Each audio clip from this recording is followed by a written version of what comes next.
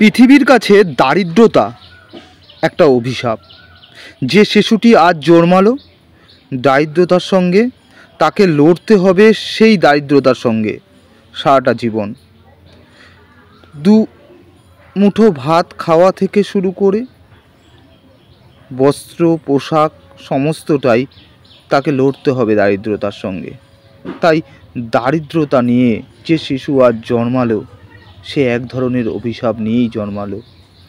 আগামী দিনগুলো তাকে কাটতে হবে হয়তো বা অন্ধকারের মধ্যে, কিন্তু প্রতিজ্ঞা করতে হবে যে শিশুটি আজ দারিদ্রতার সঙ্গে জন্মালো পরবর্তী সময় সে শিশুটি যেন সেই দারিদ্র নামক অভিশাপের সঙ্গে যুক্ত না থাকে। তার জন্য আমাদের প্রত্যেকটি শুভ বুদ্ধিসম্পন্ন মানুষের সেই শিশুটির জন্য জায়গা করে দিতে হবে। এটা আমাদের দৃঢ় অঙ্গীকার হওয়া উচিত। আগামী প্রজন্মকে উন্নততম সমাজ, উন্নততম পরিবেশ